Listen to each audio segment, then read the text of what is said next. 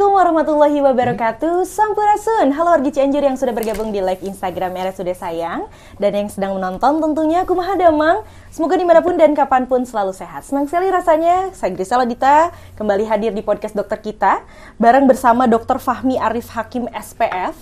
Beliau adalah dokter spesialis forensik. Tapi kita kali ini akan membahas mengenai kekerasan dalam rumah tangga. Jadi boleh untuk wargi Cianjur yang punya pertanyaan seputar itu boleh banget ditanyain ya, tuliskan di kolom komentar. Dokter? Ya. Apa kabar, Dok? Alhamdulillah baik, sehat. Alhamdulillah baik. Udah ngopi ya? Udah ngopi. Sudah, tinggal sedikit. Oke. Tinggal sedikit, nanti kita refill lagi ya, Dok tambah. Oke, tapi kita sambil ngobrol aja santai boleh, kali ini santai. Ya, Dok ya. Oke, Dokter alhamdulillah sehat. Kita kali ini akan membahas mengenai kekerasan dalam rumah tangga.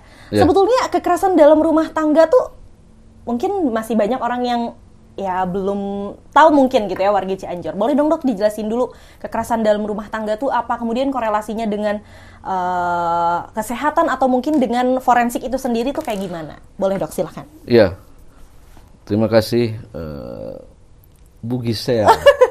Ibu, jangan ibu dong Dok, Gisel belum ibu-ibu, Grisel Iya. aja panggilnya. Iya. Gisel, Okay. Terima kasih ya. Pertama-tama saya ucapkan terima kasih ya kepada semua kru yang ada di podcast ini yang sudah bisa membantu terlaksananya hal-hal yang bermanfaat ya untuk ini, terutama untuk staf PKRS Rumah Sakit RSUD Sayang ya. Sayang itu bukan sebuah ungkapan ya, tapi ternyata nama kecamatan. Oh iya. Jadi sebetulnya pertama kali saya ke sini waktu ke Cianjur ya. Sebelum rumah sakit Sayang ini kan ada Muka itu kan? Iya, Muka. Waduh, saya bilang ini Sayang Muka atau mukanya Sayang begitu kan? Ternyata itu nama kecamatan, Pak. Ya, jadi ada kecamatan Muka, ada kecamatan Sayang ya. Okay. Terima kasih untuk semua kru ya PKRS Rumah Sakit Umum Daerah Sayang ya. Cianjur, lupa jangan Daerah Cianjur. Sayang. Daerah Sayang. Sayang. Daerah kayak gitu. Rumah Sakit Sayang. Ya, jadi secara per definisi ya menurut undang-undang ya itu ya. Jadi saya mengungkapkan definisi ini bukan berdasarkan pendapat saya pribadi, tapi adalah merupakan apa yang tertuang definisi secara undang-undang ya. Okay. Itu tertuang dalam undang-undang ya, Undang-Undang Negara Republik Indonesia nomor 23 ya tahun 2004, bahwa di situ definisinya adalah kekerasan yang dilakukan dalam konteks ruang waktu rumah tangga ya. Nah, adapun jenis kekerasannya itu meliputi 3 jenis kekerasan. 3 jenis kekerasan. Apa aja, Dok? Kekerasan fisik, Fisik. Ya. Psikis, ya. Okay, fisik, psikis, ya. Jadi tidak hanya raganya saja, tapi jiwanya. Kemudian kekerasan seksual. Kekerasan seksual. Ya. Kemudian juga termasuk di dalamnya adalah penelantaran. Penelantaran. Oke, penelantaran juga termasuk dalam KDRT. Betul, ya. Nah, tapi dalam konteks rumah tangga, artinya siapa saja sih yang bisa terkena gitu kan, atau komponen-komponen secara personal siapa aja ya. Satu, pastilah ayah atau suami ya, suami, istri, anak ya, atau orang-orang yang bekerja untuk rumah tangga tersebut ya. Biasanya ya ART gitu ya. Okay, bukan anggaran rumah tangga ya, tapi asisten rumah tangga. Jadi orang-orang ini juga rentan ya. Jadi orang-orang yang di dalam undang-undang ini ya, kalau terjadi suatu penganiayaan dalam konteks itu, maka itu bisa dikatakan sebagai KDRT. Termasuk saudara ya yang tinggal dalam rumah tersebut ya, saudara dalam lingkungan rumah tangga tersebut gitu. Yang ada di situ lingkupnya ya. Jadi bukan hanya berhubungan dengan hanya suami dan istri, kemudian anak dan ibu ayah gitu. Nggak hanya itu, tapi lingkupnya juga cukup. Lingkup yang ada di rumah tersebut ya, termasuk yang bekerja, kemudian saudara gitu. Nah, secara umum sebetulnya undang-undang KDRT ini merupakan leg spesialisnya ya. Jadi sebetulnya secara umum ini merupakan penganiayaan biasa. Cuman karena negara ini mempunyai suatu kepentingan yang sangat terhadap keluarga, maka dibikinlah leg spesialis dalam Undang-Undang nomor 23 tahun 2004. Nah, nanti juga ada turunannya. Selain KDRT, itu juga nanti ada undang-undang perlindungan untuk perempuan dan anak. Betul. Itu di apa namanya, di apa istilahnya, diatur khusus gitu loh, lebih khusus gitu. Lebih khusus. Gitu. Karena kasus dan angka kekerasan dalam rumah tangga terakhir Grisel baca juga di angka 16.000-an ya, Dok. Ini boleh sambil ngopi nggak? Sambil ngopi silahkan, Dok. Tenang aja, podcast dokter kita santuy ya. Ini kopinya kopi Somea ya. Somea. Salah ini. Oh, nah, Somea tuh. Nah, kopi Somea. Mau Beda coba? ini kopinya. Beda ya, Dok ya? Rasanya manis banget. Masalahnya ada Gisel. Jadi manis banget, justru kopinya nggak pahit gitu ya, Dok ya? Ya. Sebetulnya kopinya pahit, tapi karena ada Gisel jadi rada manis. Aduh, si dokter bisa aja masuk, Dok. Okay. Gitu. Ya. Oke. Terus gimana? Iya, jadi kemudian kekerasan tadi KDRT juga bukan hanya sekedar yang menimbulkan luka terlihat secara kasat mata gitu ya. Penasaran Grisel, gimana ketika adanya kekerasan dalam rumah tangga, kemudian apa yang harus masyarakat lakukan? Pemeriksaannya itu seperti apa? Ya, ini satu lagi ya, tapi ini joke aja ya.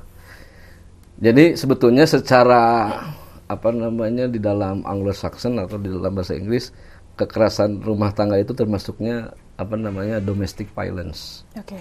Ya. Jadi nanti jangan dikatakan bahwa, kan tadi sudah dengar definisinya. Jadi kalau rumah yang nggak ada tangganya, kalau ada penganiayaan tidak dikatakan KDRT. Jadi jangan dibalik ya. Jangan kekerasan yang di rumahnya ada tangga. Ada tangganya ya. Pokoknya semua rumah ya, jangan jadi konteksnya pernikahan gitu loh. Ya, konteksnya pernikahan ya. Bukan hanya rumah yang ada atau tidak ada tangga. Jadi kalau misalkan ini terjadi ya, KDRT saya sebutkan tadi, ternyata di rumahnya nggak ada tangga. Oh, berarti ini nggak bisa disebutkan rumah tangga. Enggak ya. Enggak gitu ya. Nah, ini ya. Oke. Jadi kayak gimana, Bri? Karena kan kemarin juga lagi rame ya, banyak kasusnya. Kasusnya yang terbaru juga ada tuh gitu. Salah satu public figure yang kita tahu gitu kan, mendapatkan kekerasan dalam rumah tangga sampai berdarah-darah hidungnya gitu. Nah itu seperti apa mungkin nanti ya jangan sampai mungkin ada beberapa kasus yang dialami oleh wargi Cianjur. Kemudian apa yang harus dilakukan gitu? Ya. Ini juga ya. Jadi semua yang ada di sini nih ya, yang sudah berumah tangga ya. Bukan di rumahnya ada tangga ya. Ingat, jadi yang nggak ada tangganya pun juga ini semua yang di sini ya, itu bisa ada kemungkinan bisa terjadi KDRT ya. Kecuali yang belum menikah loh ya. Nah kalau yang belum menikah ada kasus seperti ini mungkin bisa dikatakan hanya masuknya ke kekerasan biasa, seksual, tapi tidak bisa dimasukkan ke dalam KDRT. Tapi bisa penganiayaan atau pelecehan seksual ataupun lain sebagainya. Nah, tadi saya sampaikan ya bahwa memang negara ini mempunyai kepentingan yang sangat tinggi terhadap adanya keluarga. Betul. Ya, jadi tidak ada seorang pun presiden ya, siapapun itu, seorang ulama atau seorang tokoh masyarakat ya, yang tidak didahului oleh kehidupan di keluarganya. Betul, setuju. Jadi karena negara ini ya, saya panggil apa tadi? Gisel ya. Ini negara ini membutuhkan atau punya perhatian yang sangat penting terhadap keluarga. Kenapa? Ya, regenerasi.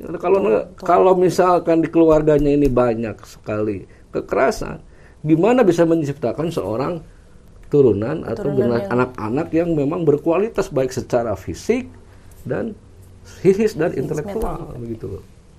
Nah, jadi yang diatur di dalam undang-undang tadi, karena negara ini saking perhatiannya tinggi ya. Ya ini karena kepentingannya regenerasi gitu loh. Ya. Negara butuh tentara yang hebat, tentara yang tangguh, tentara yang kuat, yang pintar.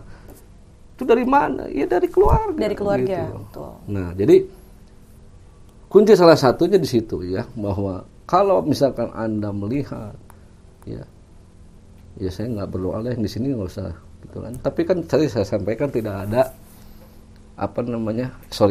ada selalu kemungkinan itu. Jadi khasnya di dalam itu, karena setiap tindak pidana, kalau orang melihat tindak pidana, maka dia ada kewajibannya.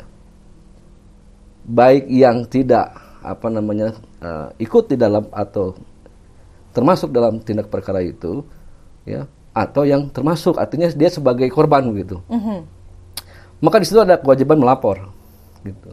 Lapor ya. Betul, ya lapor. Nah, kalau misalkan ada sesuatu yang mengganggu kesehatan sampai itu, ya tadi yang disampaikan apa ada, ya memar atau yang mengganggu sih kesehatan ya. Pertama kali, ya bisa saja lah dulu, gitu kan. Kalau memang dalam keadaan untuk menangani kesehatannya, keadaan kesehatannya itu diperlukan lebih utama, maka datanglah dulu ke rumah sakit, ya, untuk diperiksa.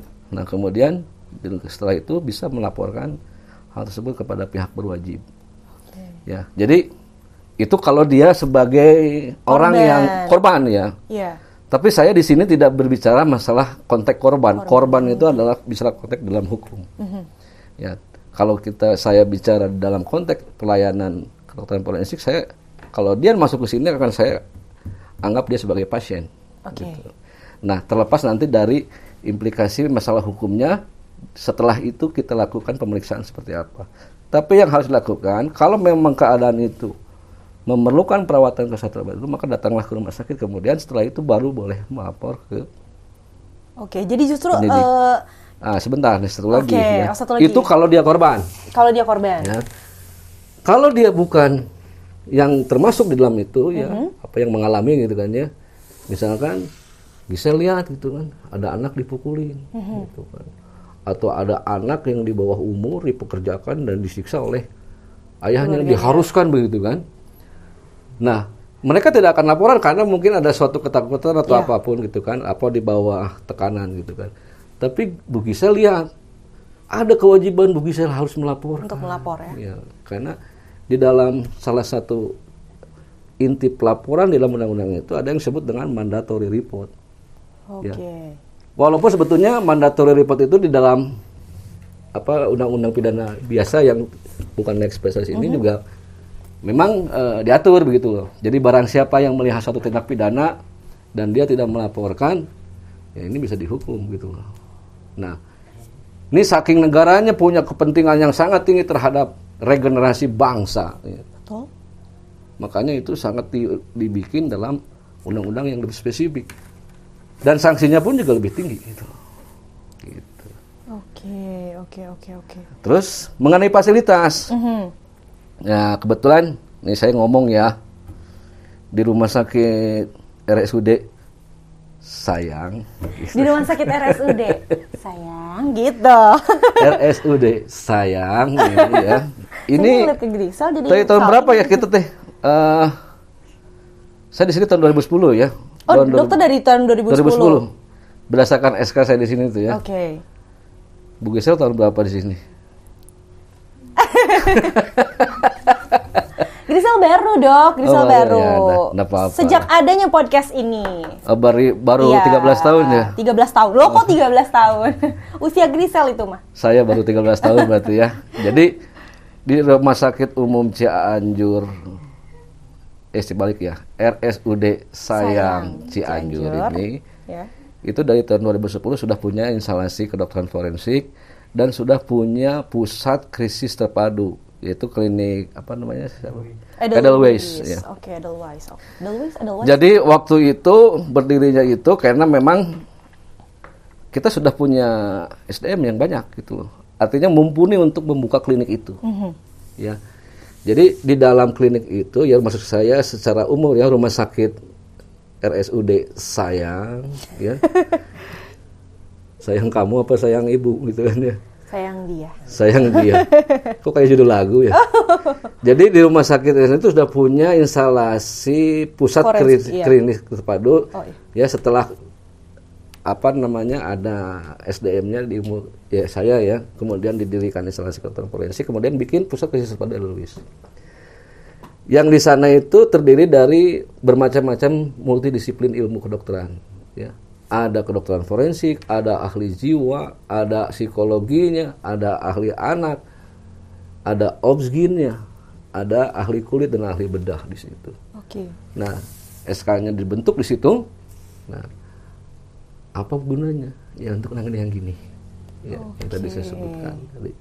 Nah, adapun misalkan nanti terlepas misalkan ternyata dia mengalami satu kekerasan dalam rumah tangga, kemudian memerlukan perawatan yang lebih lanjut, ya, sampai harus operatif atau apa, Nah ini kita sudah ada di sini ahlinya gitu. Sudah ada, jadi memang sudah ada tempatnya, sudah ada ya, wadahnya. tapi saya nggak berharap ada gitu ya. Tapi minimal kita sudah mempersiapkan, kita berdiri sudah hampir 13 tahun sampai sekarang gitu loh. Jadi sebetulnya jangan takut untuk warga Cianjur yang maksudnya pernah mengalami, silakan datang ke RSUD Sayang karena kita punya wadahnya, kita punya tempatnya untuk melindungi dan menyelesaikan permasalahan yang ada. Ya, dan ini, kita juga RT, ya. Di sini kan karena ini ada permasalahan hukum, ya. Kemudian orang datang ke klinik tersebut, klinik Edelweiss namanya ya. Edelweiss ya. Edelweiss ya. Di sana kita sudah menangani banyak kasus ya. Waktu itu ada kasus pelecehan seksual terhadap anak kecil ya waktu itu. Okay. Tahun berapa saya lupa itu tuh ya. Tahun berapa itu ya? Sampai ada puluhan anak tuh diperiksa di sini. Puluhan anak, Dok?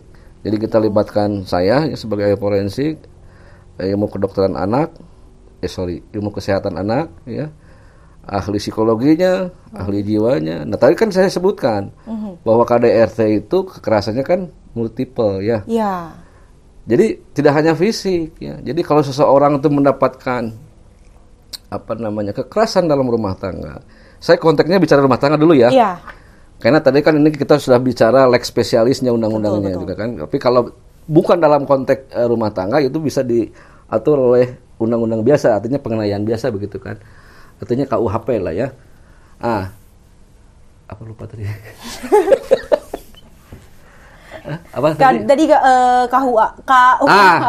KDRT tadi itu kan saya bukan ada kekerasan fisik, kekerasan psikis, kekerasan seksual. Nah ini semuanya yang menangani ini juga ada ya. Nah, jadi saya sampaikan tadi bahwa setiap kekerasan dalam rumah tangga itu ya ataupun yang lainnya kekerasan yang bukan dalam konteks rumah tangga itu tidak hanya memberikan kesan pada fisiknya saja. Betul. Tapi juga pada psikisnya. Apalagi kalau kejahatan seksual. Ya. Kejahatan seksual artinya adanya suatu tindakan kekerasan seksual yang adanya hubungan seksual yang without consent, ya itu biasanya disertai dengan kekerasan. Ini tiga-tiganya Bu, ya. Adanya kekerasan seksual, psikisnya pasti kena. Pasti kena ya. Fisiknya ya udah pastilah, gitu. Nah, jadi memang di setiap rumah sakit yang lain pun yang kelasnya di bawah kita juga ada itu pelayanan visum. Tapi karena ini rumah sakit umum daerah, dia yang diwajibkan, ya. Dan ini juga tidak hanya rumah sakit hanya menyediakan fasilitas dan dokternya, tapi ini bekerja sama, ya. Kalau di tingkat kabupaten itu dengan P2 TP2A tingkat kabupaten, kemudian kita juga dengan unit PPA, ya. Apa PPA teh? Pelindungan perempuan dan anak, ya, di Polres ya. Jadi sebetulnya itu layanan seperti ini itu berjenjang. Kalau di kabupaten seperti itu, nanti di tingkat provinsi ada sampai di tingkat pusat nanti itu. Gitu ya. Jadi kenapa unit PPA ini namanya unit perlindungan perempuan dan anak? Kenapa enggak unit perlindungan pria dan anak begitu? Kira-kira kenapa? Karena menurut yang saya lihat berdasarkan data dari 16.000 kasus kekerasan seksual, Dok. Kalau nggak salah sekitar 14-an ribu justru korbannya adalah perempuan. Iya. Ngeri sih. Itu karena memang perempuan dan anak ini rentan. Ya. Walaupun tidak memungkiri ya kekerasan terhadap pria pun. Iya, betul. Ya. Kan bisa aja suami ditampar, istri kan bisa. Iya, bisa jadi pelaku justru perempuan ya gitu. Nah, iya. Ya cuman karena banyaknya itu. Nah kemudian juga karena perempuan dan anak ini adalah satu. Ya kan nggak ada seorang anak lahir dari rahim bapak kan. Betul. Karena bapak nggak punya rahim. Walaupun ada namanya Pak Rahim gitu kan. Iya kan? Benar nggak? Pak Rahim, Pak Rahim adakah yang bernama Pak Rahim? Bapak tidak punya rahim kan? Nggak, maksud saya ini kita bawa santai saja. Iya. Karena bukan berarti saya tidak sensitif gender begitu. Iya. Tapi artinya karena saya sampaikan supaya paham gitu, karena siapapun yang mengalami ini ya, ibu, saudara yang ada di Cianjur ya, wargi Cianjur. Silahkan. Ya, tapi saya tidak berharap gitu loh ya. Mudah-mudahan zero, tapi tidak mungkin gitu loh zero.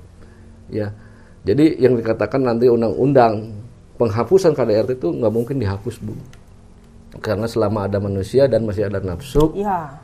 kekerasan itu ada. Tapi kita minimal meminimalisir. Apa? Meminimalisir. Ya. Jadi kalau dihapus mah nggak mungkin ya.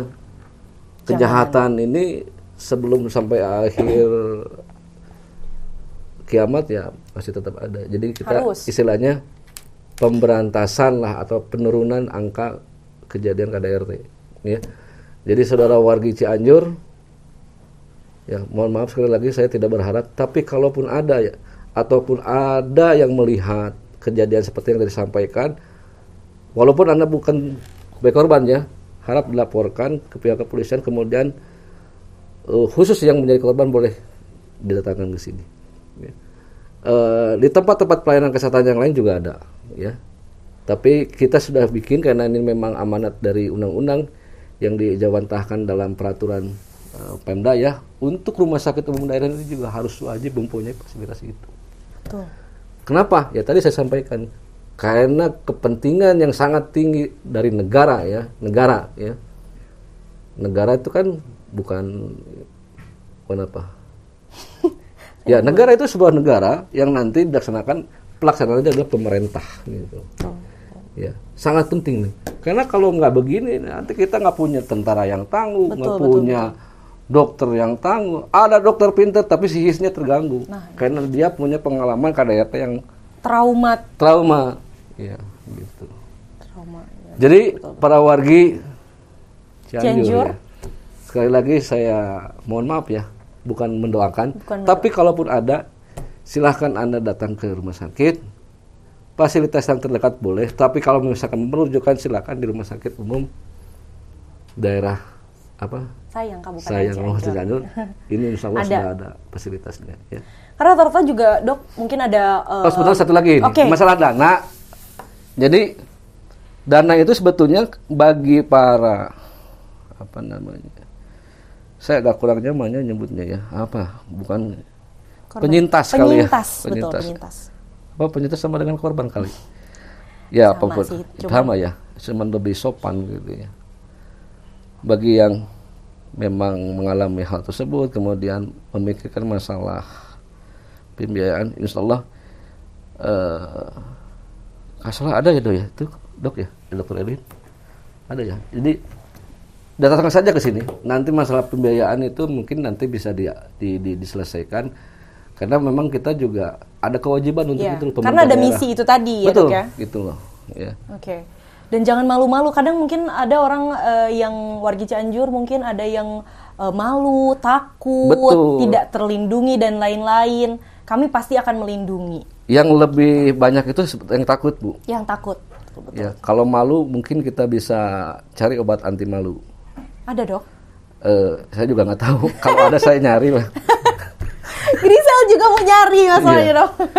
Okay. Tapi kalau pakai imbuhan kan jadi nggak nyaman. Iya. Malu kasih imbuhan kan jadinya apa? Ya. Kalau obat itu ada ya. Ya. Artinya begini loh. Jadi lupa saya ngomong tadi apa sih? Mau apa sih Bu? Tentang malu, tentang takut. Itu. Jadi gini loh. Di dalam kasus KDRT itu, yang takut itu lebih banyak dibanding yang malu. Betul. Sekarang gini, kasusnya misalkan suami dilaporkan istri, ya, dilaporkan kekerasan. Kalau dilaporkan nanti dia ditahan, terus nanti siapa yang ngasih nafkah dan bertanggung jawab terhadap kehidupannya. Ini seperti apa artinya buah si malakama. Apa? Buah si malakama. Kalau ada nanti beli 2 kilo nanti buah si malakamanya, biar kita gitu buah si malakama tuh? Ya, saya juga nggak tahu. Gitu ya. Jadi ini sebuah memang sepertinya kasus ini gunung es gitu loh. Karena tadi kelihatannya kecil padahal besar sekali ya. Atau yang pada anak-anak kekerasan seksual itu karena takut. Ya kan banyak ya. Jadi saya juga nggak berharap sebaliknya sehingga nanti korban kekerasan itu banyaknya laki-laki, nggak juga lah. Ya. Gitu. Jadi dalam hal ini ya, makanya benar tuh. Ini pesan, bukan pesan saya ya. Pesan dalam keyakinan iman saya ya, bahwa untuk menikah itu tidak cukup hanya dengan umur, tapi juga bekal ya. Bekal pengetahuan tentang menikah itu gimana? Ya, betul.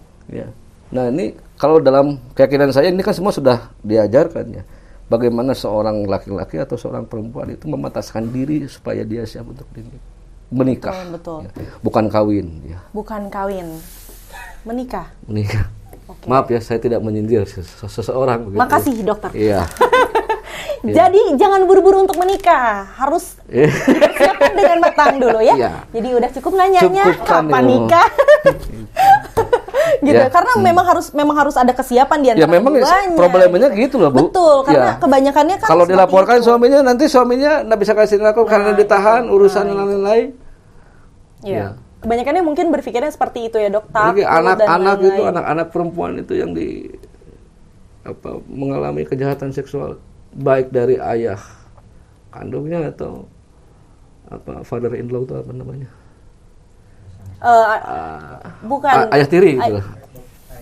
Oke. Gitu. Iya. Banyak nih. Iya. Banyak sekali. Tapi semoga kedepannya tidak ada lagi kasus seperti itu, walaupun ya kecil kemungkinan terjadi gitu ya. Dan saya kasih tahu lagi ya, bahwa kasus seperti ini tidak hanya terjadi pada kasus-kasus golongan ekonomi bawah ya. Ekonomi tinggi. Menengah sampai ke atas gitu, Dok. Ke atas ya. Kalangan selebriti, kalangan pejabat. Bahkan sudah kita juga tahu bersama bahwa sekarang kan ada banyak rame juga ya tentang KDRT.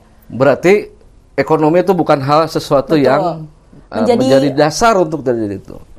Tapi adalah ilmu pengetahuan tentang bagaimana kita akan mengakhiri rumah tangga. Iya, betul. Gitu. Jadi pokoknya untuk penyintas, untuk siapapun wargi Cianjur yang mengalami hal tersebut, silahkan datang ke RSUD Sayang dan melapor ke polisi. Ke pihak berwajib ya. Dan pasti akan dilindungi, tenang aja, karena itu ada undang-undangnya. Karena itu ada undang-undangnya ya, jadi jangan takut. Dan korban pun juga di kepolisian, di Polres itu sudah ada untuk perlindungan korban ini ada, cuman tidak semua Polres, tapi artinya tadi yang disampaikan Gisel itu memang ada undang-undangnya untuk perlindungan itu. Gitu. Ya. Betul. Dokter, sudah ada beberapa pertanyaan yang masuk, jadi kita akan ngopi dulu. Akan jawabin pertanyaan sambil ngopi ya. Supaya pinter. Grisel nggak ada kopi. Kalau Grisel kasih susu aja, ya susu sapi. Gitu ya. Tapi Grisel nggak suka susu, Dok. That's for information. Oke. Dokter, ini ada pertanyaan dari Bapak Andriana Ibrahim. Ya. Assalamualaikum, Dok, izin bertanya. Kalau misalnya ada kekerasan dalam rumah tangga sampai meninggal, itu prosesnya bagaimana ya, Dok? Nuhun. Ya, kalau sampai meninggal ya itu sudah lebih gawat lah, Bu. Biasanya nanti laporan dulu ya, ada laporan, kemudian laporan ke polisi ya. Nanti kalau sampai meninggal memang diduga ada kekerasan ya. Karena kalau sudah meninggal kontaknya nanti bisa lebih luas ya. Oke. Kayak gimana seluas? Maksudnya lebih luas begini. Nanti mungkin kontak KDRT-nya akan ditinggalkan. Tapi kontak yang akan dipakainya adalah menghilangkan nyawa orang. Belum tentu pembunuhan. Oh, belum tentu pembunuhan. Ya, ini kadang-kadang orang suka salah antara homicide dengan murder ya. Jadi faktanya adalah menghilangkan nyawa orang. Dan nanti ini akan ditinggalkan, tapi yang akan kita lakukan adalah polisi akan menyidik proses kenapa sampai adanya hilangnya nyawa seseorang. Nah, nanti biasanya itu diotopsi. Oke, kalau sudah meninggal diotopsi. Kalau misalnya kalau memang ada dugaan kekerasan sebelumnya gitu. Oke. Kalau tadi pemeriksaannya berarti visum itu tadi ya, Dok ya? Visum nanti keluar. Nah, cuman kalau yang tadi yang saya sampaikan tadi ini yang sebelum tadi itu menyangkut aspek forensik klinik ya. Artinya kita walaupun kita forensik ya, Bapak Ibrahim, terima kasih pertanyaan. Kita forensik itu tidak hanya memeriksa jenazah, Pak, gitu ya. Tidak hanya memeriksa jenazah ya forensik itu. Kita juga meriksa pasien-pasien atau korban yang diduga korban-korban suatu tindak pidana yang masih alive, masih hidup gitu loh. Nah, nanti proses yang ini itu biasanya ada permintaan ke kita, Pak, dari kepolisian. Nah, kepolisian ini dapat laporan dari orang yang melaporkan dari keluarganya yang ada dugaan suatu tindak pidana sampai menghilangkan nyawa orang. Nanti kita akan otopsi ya, kalaupun sudah dikuburkan nanti tergantung penyidik. Kalau memang untuk kepentingan penyidikan dan untuk penegakan hukum, maka itu akan kita ekshumasi, kita gali lagi. Oke, digali lagi dok tadi? Digali. Oke, bisa digali lagi seperti itu? Bisa. Jadi misalnya ini kasusnya teh nggak ketahuan ya, laporannya telat, kemudian udah dimakamkan. Penyidikannya gitu ya? Bukan penyidikannya, laporannya telat. Oh gitu. Oke, laporannya telat. Setelah berapa minggu, berapa bulan, ternyata ada dugaan ke arah suatu tindak pidana ya. Nah ini biasanya bisa juga berasal dari KDRT begitu. Tapi kalau sudah sampai hilangnya nyawa seorang, nanti ya ada undang-undang yang mengatur yang lebih tinggi untuk sanksi itu gitu. Ya. Tapi itu mah masalah hukumnya. Tapi biasanya proses yang kita lakukan, kita akan mendapatkan surat permintaan visum untuk melakukan otopsi atau ekshumasi gali kubur. Oke. Nanti hari Kamis kita juga akan begitu loh di sini. Hari Kamis ada? Iya. Oke. Gitu. Tapi bukan maksudnya untuk ditonton, enggak. Ini contohnya kalau ada begitu. Ya. Oke. Terima kasih Pak siapa tadi? Pak Andriana Ibrahim. Pak Andriana Ibrahim. Kita akan bacakan satu pertanyaan lagi karena berhubungan dengan waktu. Banyak banget yang nanya dok, tapi mungkin nanti kita akan tanyakan di konten Instagram kita ya. Oke, ada satu lagi dok, dari ini Ibu Delia Rimadanti. Dok izin bertanya, istri kalau ada permasalahan dengan suami lebih suka bahas apa ini? Oh, by chatting bukan secara langsung. Apa itu jadi sebuah ketakutan kekerasan dalam rumah tangga, kategori kekerasan psikis? Iya. Chatting apa ya? Oh, chatting, telepon mungkin. Jadi dibahas secara by phone aja kali dok. Iya. Gitu, karena takut. Begini, selama itu tidak ada kekerasan yang bersifat kalau tulisan kan, karena kekerasan tadi yang saya sampaikan itu ya, kekerasan dalam rumah tangga itu. Tadi saya sampaikan penelantaran itu kan, ya penelantaran. Itu termasuk KDRT. KDRT juga, tapi dalam konteksnya rumah tangga gitu kan ya. Sampai anak itu tidak sampai kurang gizi. Walaupun di situ tidak ada kekerasan, mukul enggak, ya. Ngomong yang macam-macam enggak. Ya. Tapi ya dia menelantarkan secara sengaja gitu. Jadi stunting misalnya gitu, kurang gizi ya. Itu juga KDRT. Itu KDRT ya, Dok ya. Asal dengan sengaja gitu loh, ya. Nah, konteksnya tadi yang Ibu Grisel. Oh, ini Ibu Delia, saya nggak tahu nih. Kalau memang di situ ada sesuatu yang mengarah ke arah yang 4 tadi,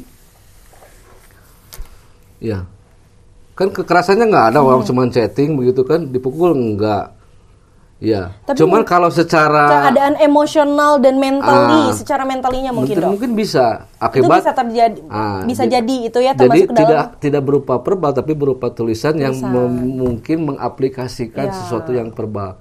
Apa gimana ya? Verbal yang ditulis secara ya gitu aja pokoknya. Yang bisa menimbulkan secara psikis gitu loh. Iya. Ya, mungkin bisa saja. Itu bisa jadi ya. Tapi lebih baik sih. Nah, kalau konteksnya di luar KDRT itu mungkin kita bisa sebutkan apa namanya? Hate speech gitu kan atau apa gitu. Nah, tapi kalau misalkan dalam konteks rumah tangga dan itu menimbulkan suatu dampak terhadap yang tadi saya sampaikan. Baik secara fisik dan mental gitu ya. Secara psikis mungkin menurut saya ya. Oke, jadi sebetulnya harusnya mending dikonsulkan kalau misalnya memang ada hal-hal yang tidak beres dengan keadaan kita gitu, mending langsung konsultasikan dengan dokter. Entah mungkin kalau misalnya memang sudah tidak beres dengan psikis kita, silahkan. Nggak nyaman gitu ya. Tidak nyaman, silahkan. Dan terus setelah intent dilakukan berulang-ulang dengan sengaja, ya mungkin Ibu tadi siapa bisa melaporkannya soal perbuatan yang mungkin diatur oleh undang-undang KDRT. Ya. Betul. Mungkin sebenarnya itu modus baru itu.